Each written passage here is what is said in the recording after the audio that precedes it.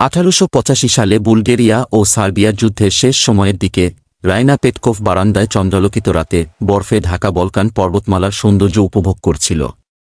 এমন সময় তার মা ক্যাথরিন পেটকোভ খুশির সংবাদ জানায় যে তাদের বুলগেরিয়ান সেনাবাহিনীর একটি ঘোড়সওয়ার দল সার্বিয়ান সেনাদের বিরুদ্ধে স্লিপনিজাতে বিজয় লাভ করেছে, আর এই ঘোড়সওয়ার বাহিনীর নেতৃত্বে ছিল রাইনার বাগদত্তা মেজর সার্জিয়াস। এমন সময় তাদের মেয়ে চাকর লৌকা এসে খবর দেয় সার্বিয়ান আর্মির অনেক সদস্য পালিয়ে গেছে এবং অনেকেই তাদের শহরেও ঢুকেছে। বুলগেরিয়ান আর্মি তাদের হত্যার উদ্দেশ্যে পিছু নিয়েছে, যে কোনো সময় তাদের শহরে গোলাগুলি হতে পারে, সেজন্য জানালা বন্ধ করে তাদের সাবধানে থাকা উচিত। তবে রাইনা এতে শঙ্কিত ছিল না, বরং সে তার ঘরের জানালা খোলা রেখে দিল।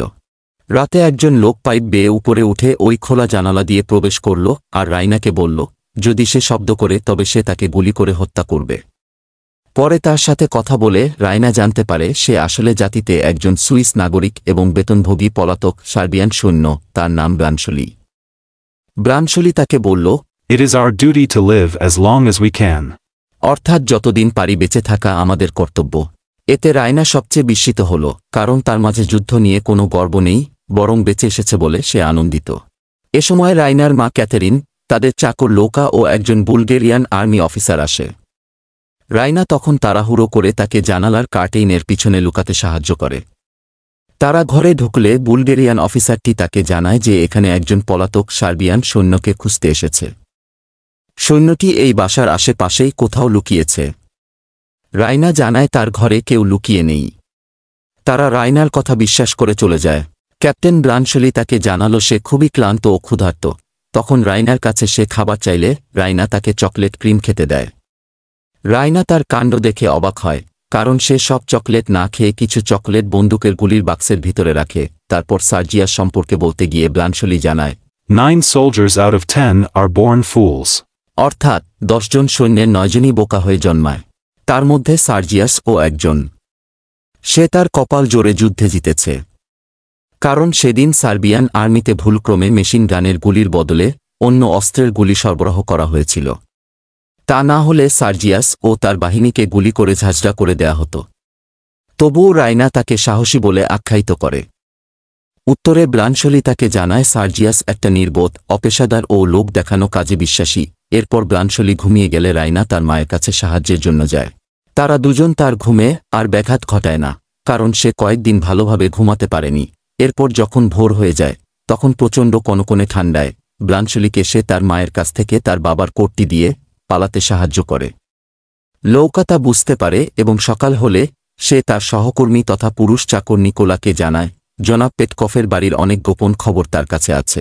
জবাবে নিকোলাও জানায় সেও এই বাড়ির অনেক গোপন খবর জানে, কিন্তু সে কখনোই তার মালিককে এই ব্যাপারে বিপদে ফেলার সুযোগ নিবে না। সে সময় বাড়ির মালিক মেজর পেটকোভ যুদ্ধ শেষে বাড়ি ফিরেছেন এবং বাড়িতেই অবস্থান করছিলেন। মেজর পেটকোভ তার স্ত্রীকে জানায় সেনাবাহিনীতে সার্জিয়াসের কখনোই পদোন্নতি হবে না, কারণ সামরিক কৌশলের ব্যাপারে তার আসলে কোনো জ্ঞানই নেই। এর কিছুদিন পর সার্জিয়াস মেজর পেটকফের বাড়িতে আসে। রাইনা তাকে সাদরেই গ্রহণ করে নেয়, কারণ সে এখনও তার অন্তরে একজন বীরের আসনে আসীন ছিল। সার্জিয়াস তাকে জানায় সে আর কখনোই সামরিক বাহিনীতে পদোন্নতি পাবে না। রাগের বশে তাই সে পদত্যাগ করেছে। এ সময় সার্জিয়াস আর মেজর পেটকোভ যুদ্ধ পরবর্তী একটি ঘটনা নিয়ে আলাপ করে। ঘটনাটি ছিল যুদ্ধ শেষে একজন সার্বিয়ান সেনাকে নাকি 2 জন বুলগেরিয়ান মহিলা দেশ ছেড়ে পালাতে সাহায্য করেছে। রাইনা তাদের কথিত ঘটনা শুনে বুঝতে পারল এই 2 মহিলা সে আর তার মা ক্যাথেরিন ছাড়া কেউ নয়। তবে সে এ ব্যাপারে চুপ করে থাকল। এক সুযোগে লৌকা সার্জিয়াসের সাথে গোপনে কথা বলে। লৌকা তাকে জানায় রাইনা হয়তো তার প্রতি এখন আর বিশ্বস্ত নেই। শুনে সার্জিয়াস অবাক হয়ে যায়। তখন লৌকা তাকে সব ঘটনা খুলে বলে।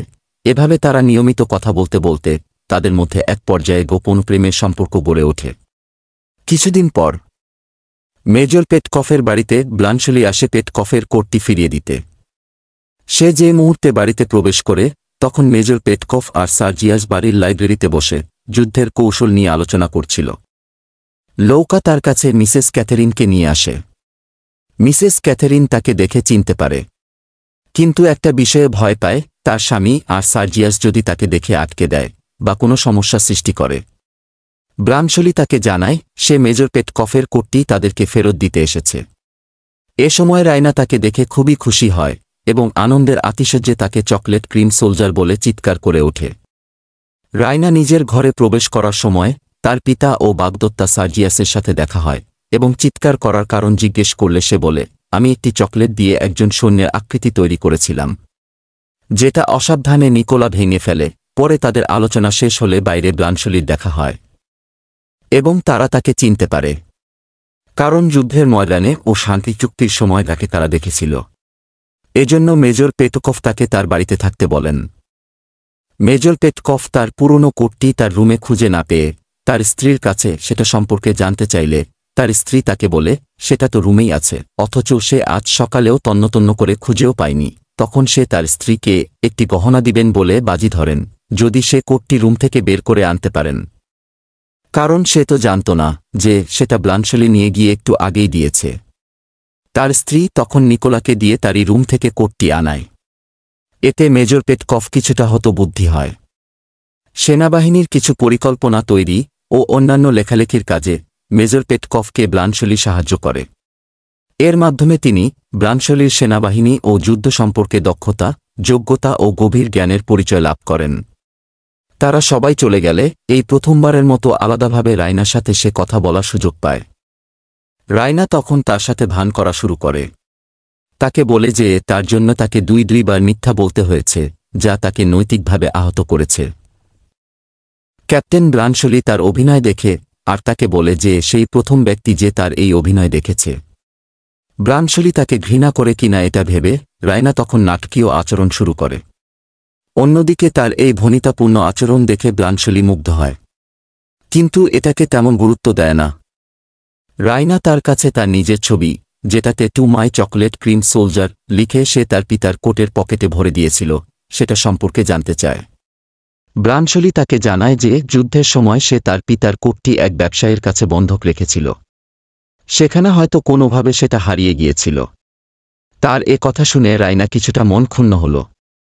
এই সময় ব্রানশলির কাছে চিঠি আসে যে তার পিতা মৃত্যুবরণ করেছে ও সে তার বাবার সম্পত্তি ও 6টি হোটেলের উত্তরাধিকারী হয়েছে। লৌকা তাকে জানায় রায়না আসলে সার্জিয়াসকে ভালোবাসে না, বরং সে ব্রানশলিকে ভালোবাসে। এটা শুনে সার্জিয়াসের মাঝে পৌরুষত্ব জেগে ওঠে এবং সে ব্রানশলিকে দ্বন্দ্বযুদ্ধের আহ্বান করে। রায়না সার্জিয়াসের সাথে তর্ক করে ও বলে যে সে লৌকাকে জড়িয়ে ধরতে দেখেছে। ব্রানশলি ও তাকে জানায় সে তাকে সেদিন অস্ত্রের মুখেই ঘরে প্রবেশ করতে দিয়েছিল। তখন সার্জিয়াস তার দ্বন্দ্বযুদ্ধের ইচ্ছা ত্যাগ করে। রায়না এও জানায় যেদিন তাকে প্রথম দেখেছিল সেদিন থেকেই সে ব্রানশলিকে ভালোবাসে। এটা জেনে মেজর পেটকফ কিছুটা বিরক্ত হল। এদিকে সার্জিয়াসও লৌকার প্রতি ভালোবাসা প্রকাশ করে এবং তার হাত ধরে তাকে বিয়ের প্রস্তাব দেয়। লৌকাও খুশি হয়ে তাতে রাজি হয়ে যায়। ক্যাপ্টেন ব্রানশলিও রায়নাকে বিয়ের প্রস্তাব দেয়, কিন্তু মেজর পেটকফ প্রথমে তা না গ্রহণ করলেও যখন জানতে পারেন ব্রানশলি তার পিতার কাছ থেকে বিশাল সম্পত্তির উত্তরাধিকারী হয়েছে, তখন তিনিও আর দেরি না করে রাজি হয়ে যান। Literary adventure.